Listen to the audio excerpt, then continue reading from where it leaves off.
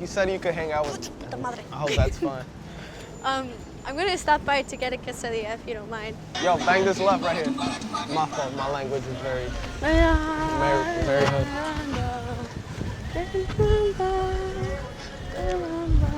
Dame quesadilla de tinga, por favor. There's like a certain strip where you can get like fake social security cards, fake green cards. Yeah, because there's so many illegals yeah. over here too. That's kind of a fucked way to say it. My stepdad is illegal. Yeah, but He's it's getting like his papers though. It's not like an adjective. I don't know. It's okay, you're not white.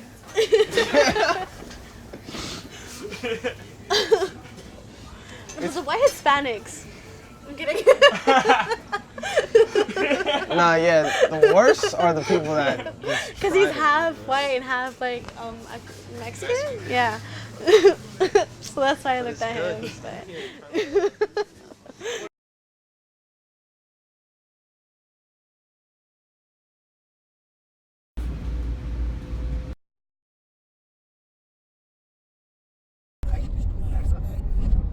It's super old.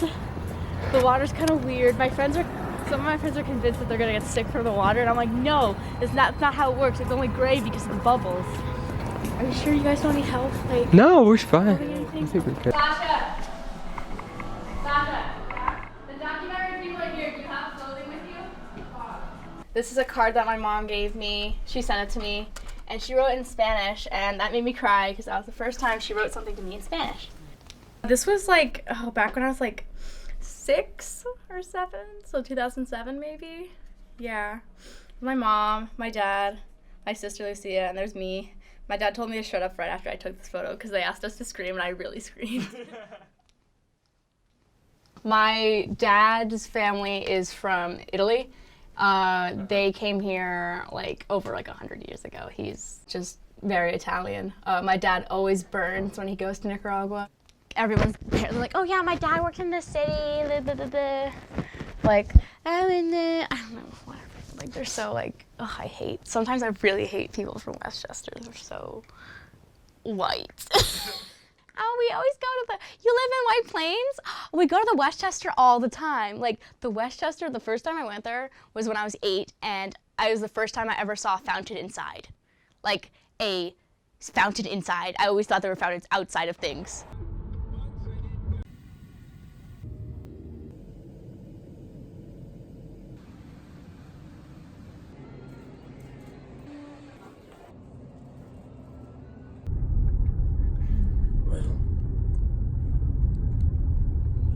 You have to text us, we're here. No, I was just wondering. Huh? Funny. We're right here. How are y'all? We're good, type. Happy you're home. How are you? I'm happy too. That's probably You all have to be raised the same level. okay. That's. No, I can tilt it. Can you pick that up? We don't need Okay, sound. come on. I need sounds. Oh. Oh no.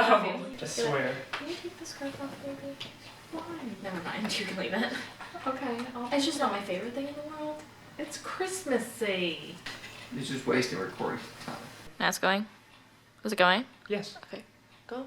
Do you want all of I'm us? going to. Jesus. Press it down on the top instead of doing it back. Just down.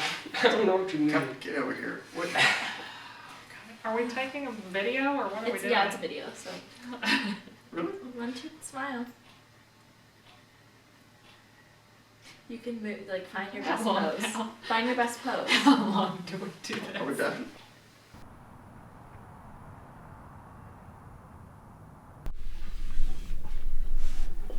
Not me.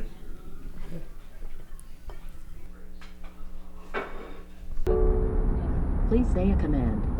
Call Sea Island. Calling CE Island at work.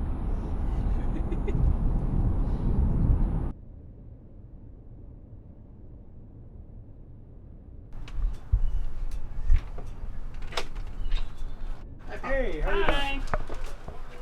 How you Hi, doing? Kim. How you doing? Good. How are you? Oh, I'm just one. Good. Hey, Clay. How you doing? Good.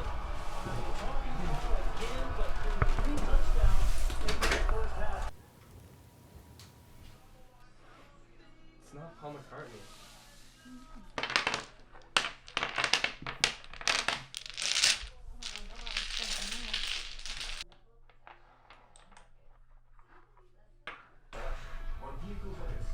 Oh, we got you on that one, don't we? Let's make it more interesting.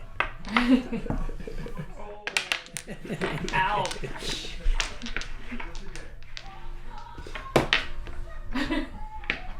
Was that necessary?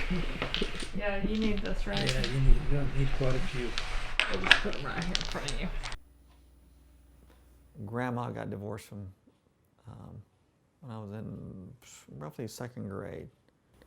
And I knew then that there's no way she could afford to pay for college. I promised her when I was, however old I was in second grade, that I would pay for it myself.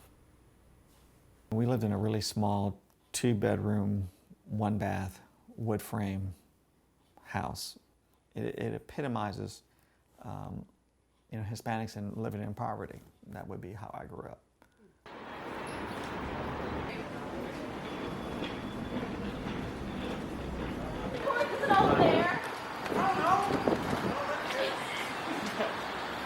We're gonna take you guys through all of the different malls, different layers of White Plains. This is the saddest one. It's also kind of poor, so that's why it's sad. You know, it's a Saturday. You know what I mean? I don't even think they go here. They just don't think of this as a place. A lot of people from like very rich part of Westchester are scared of the Galleria. Like the families here, all of them are Latino. But when you go to the Westchester, it's gonna be very hard to find some Latinos. You're not gonna say. All of that brownness washes away when you get to the Westchester Mall. The drip takes its place. Yes.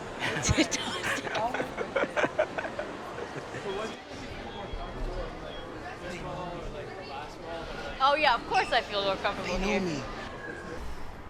These aren't really houses. They're like 2 to 3 family houses, so they separate them into apartments. So they look like houses, but they're not. Don't get confused. They really fixed this up. It's like not as dirty as it once was. This park's really nice. Yeah, now it is. It's really nice. But that's also like how my elementary school was, because I went to like one of the most crowded elementary schools ever. Oh yeah. Like they had fixed to it up. expand that building like 3 times. This is the 3rd time they expanded it. Oh yeah, we could go to 61 because they got out like I'll around dap 2. up my old. They're like kind of mean kids. I'm not gonna hold you, but like we're both alone from there, so I don't give a fuck. I'm just gonna wear certain colors or you get beat up for. Our neighborhood, like, nobody really moves in or out. I was in here and I was really little and I was like, oh my god, I don't like his place. Too fancy. It's funny because as I got older, I spent more and more time here and less time at the Galleria. It says something about me, I guess. I mean, once I started saving more money and I started being more comfortable around wealthy people, I started wanting to dress like them and be like them, so I shopped here more. And honestly, I like this place. Not gonna lie, I like this place. It's really nice. Yeah. Oh, shit. Mac and cheese just for you.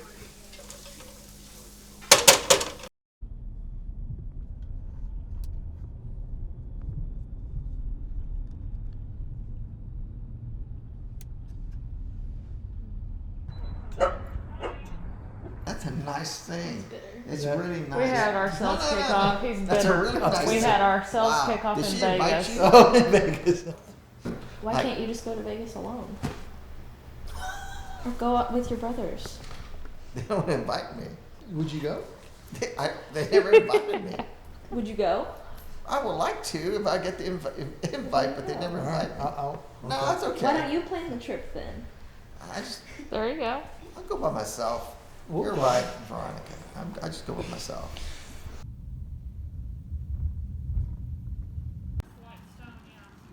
She said it was so relaxing because, you know, they're playing not driving. music and they're serving you all these things.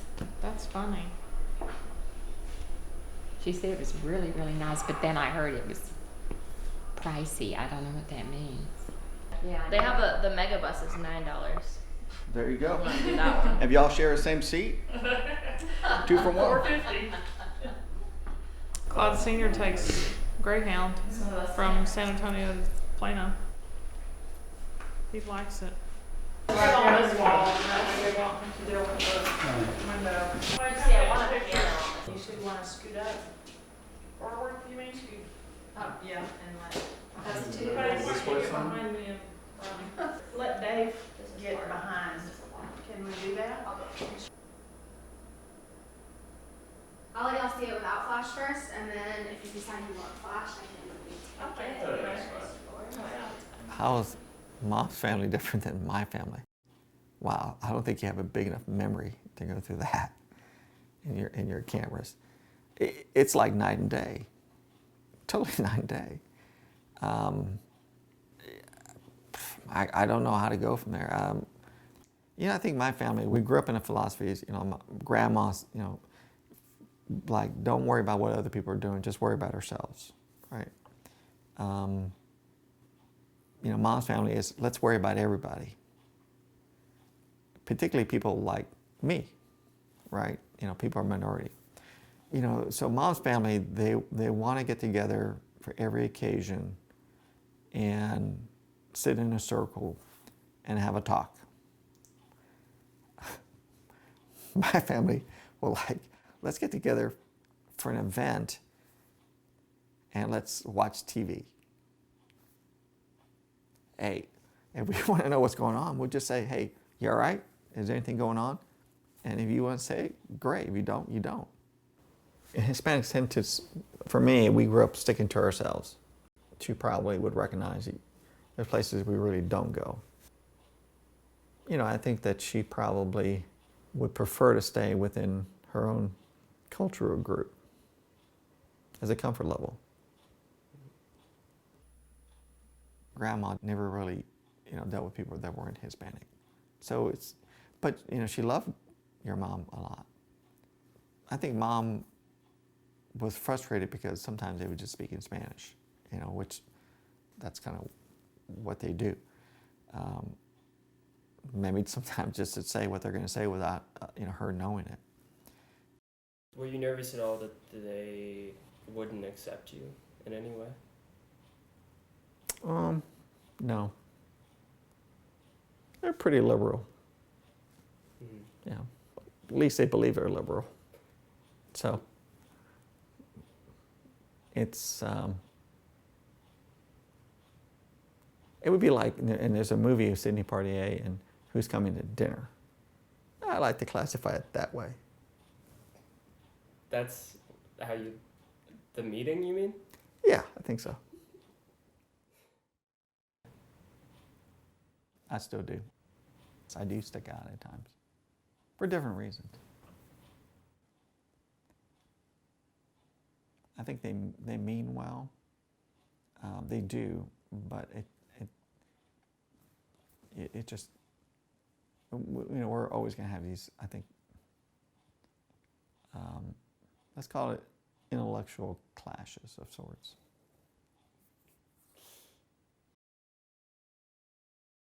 My mother would love it if I married a Latino. My mother would love that. She would love him a little bit more because, oh, I already know them. And I feel guilty saying it out loud. I do feel guilty because it's like, oh, I want to marry this person, this race. Like, you know, should we be past that?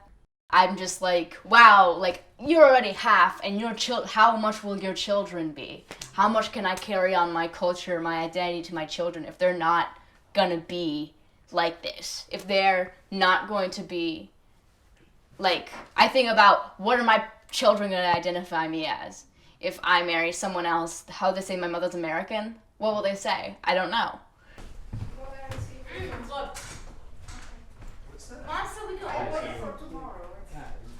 Hi. I'm Clay. Nice to meet you. Oh, you're Clay. You're the initiator. And this is Matt. Mom, see, I told you my mom does that. I told you my mom would just roast you. I That know. was a I roast. tend not to do that. No, you tend to always do it. So that's me, that's my mom, that's my aunt, that's my sister, that's my dad, and these are his parents. My dad was blonde when he was little. My grandma used to think that every baby was blonde when they were born. Mm-hmm. Like, and my mom was like, my kids will not be blonde. This is my Nicaraguan family. This is only a little bit because we have lots and lots. Yeah, a lot of the stuff we have is from Nicaragua. Mom, why don't you explain this stuff? This is easier. You know it. Mommy, come here. Do you really? But do you want to know every detail? This is called the Huehuense, and that's from Nicaragua.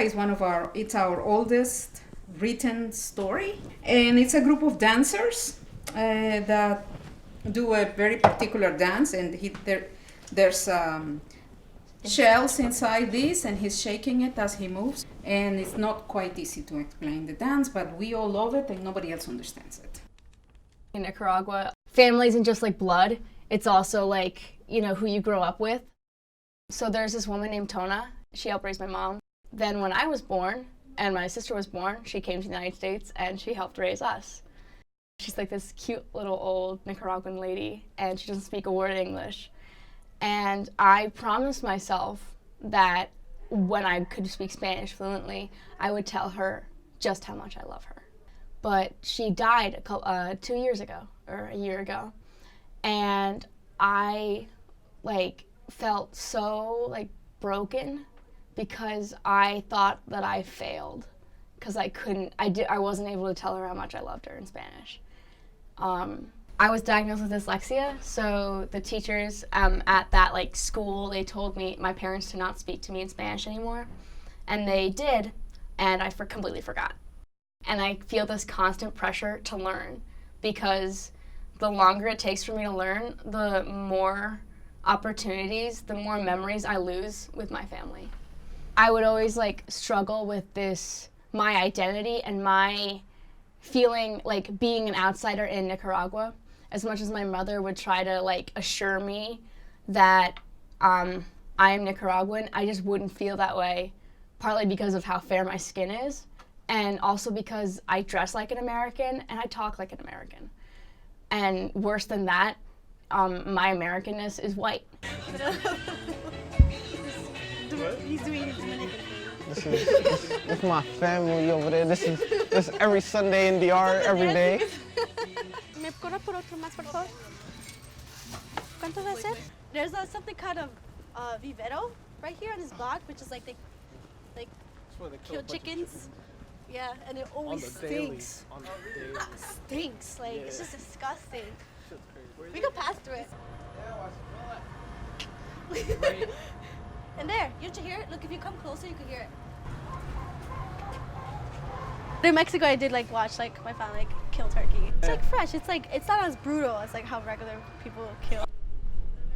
What I've heard most of the time growing up is Corona was dirty, Corona was dusty, the girls are ugly, fat, ghetto. Yeah, ghetto, ratchet, chongas.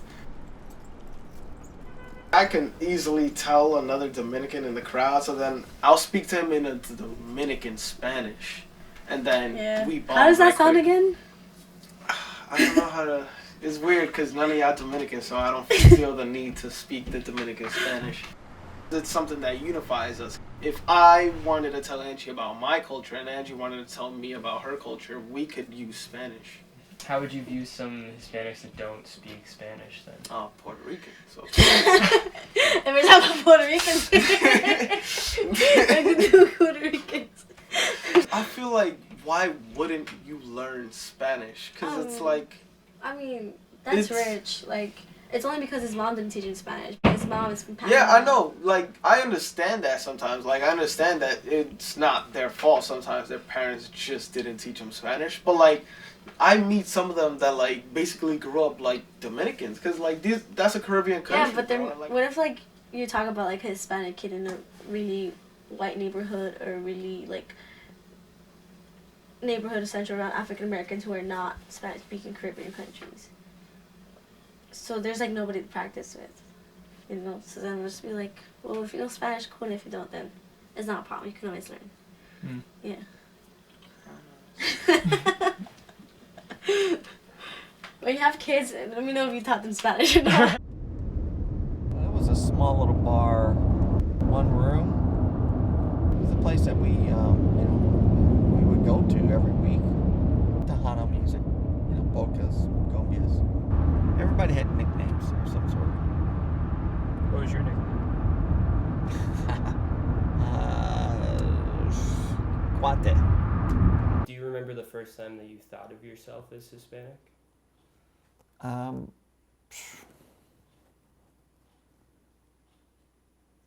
Probably in college.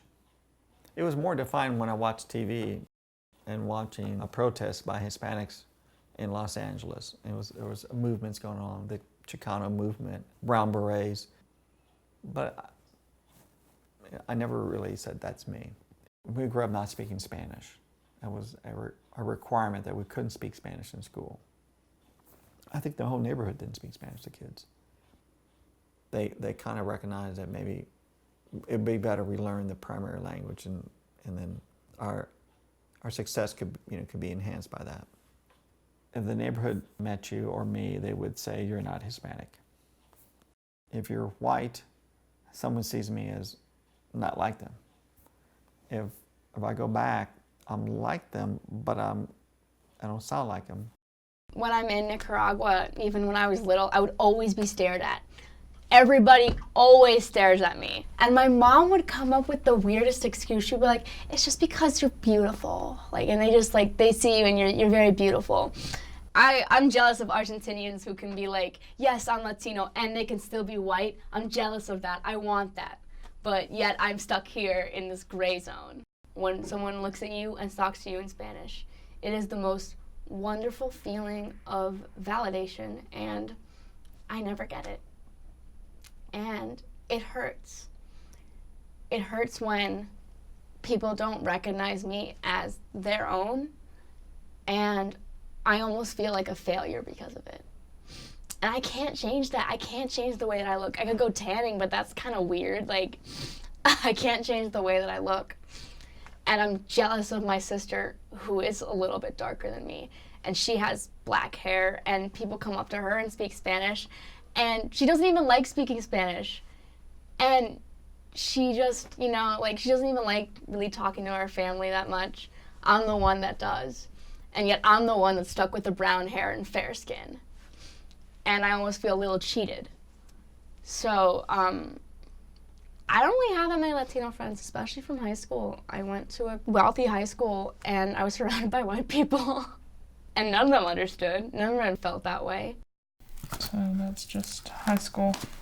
That's Granddad. Look, you have that hat. That's that hat. Oh, look. Is that you? Uh-huh. In the back? This is me.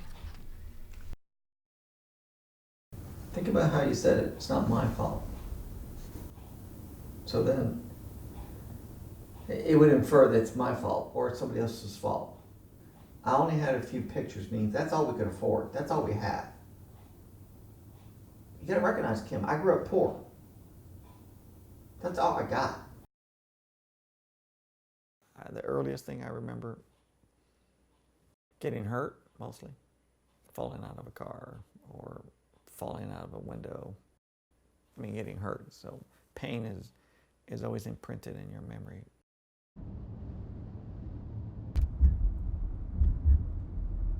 Businesses embedded inside of residential. There wasn't that much on zoning, right? What's that? Oh, that was a really cool old car. A lot of them around here, but they don't call them old. You have people that are the actual workers that are working on construction or painters, so the labor folks, so they have trucks and they have vans. So there's a lot more of that kind of noise.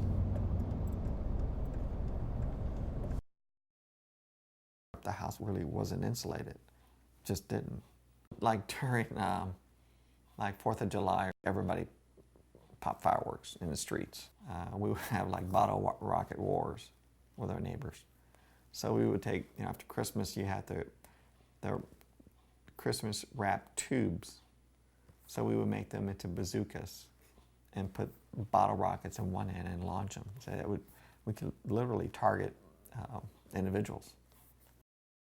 I find San Antonio to be a poverty place, man. The majority of people live on a poverty line. Has it changed much? Yeah, they had sidewalks. Yeah, sidewalks when growing up. And the streets are a little bit wider.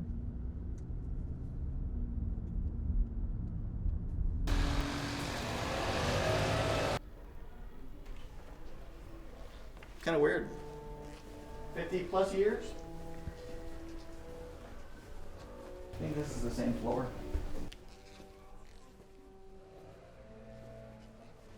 It's sad because it's like time stood still.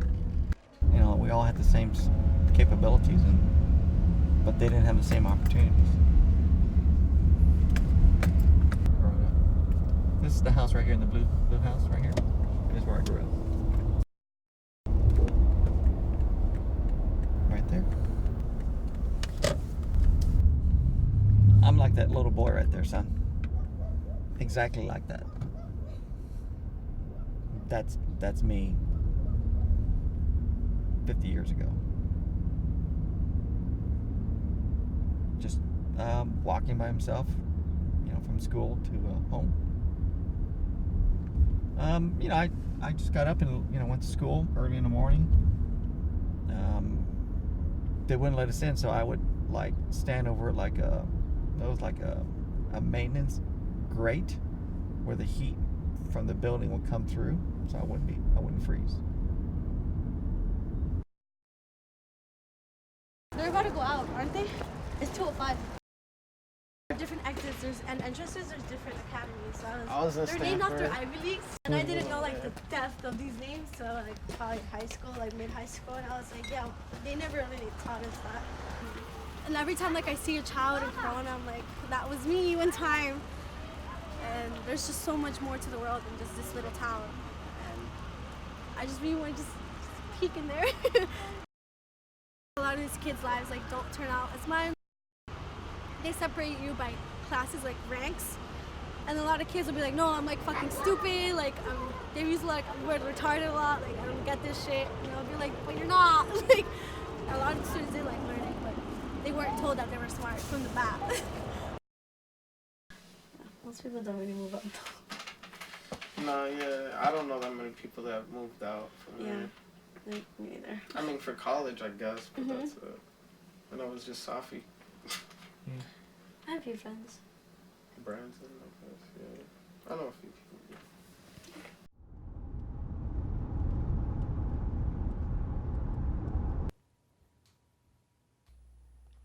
And back then, you know, the teachers, when you were getting ready to graduate, us Mexican Americans, the only thing they used to ask you, instead of encourage you to go to college or whatever, they used to ask, especially the guys, what part of the service are you going into, you know? That's what they used to ask me. I don't, well, you get used to it once you're there a while. We represent the diversity of this world. Those who should identify themselves as Latino, because you should be proud. You should be proud of your culture. So when you have kids, you can tell them about, you know, some of the things that you have inside of you and the things that you experience. And definitely with grandma, you know, helping you roll out a tortilla and those kind of little things that are always going to be a part of you. Yeah. Was for me.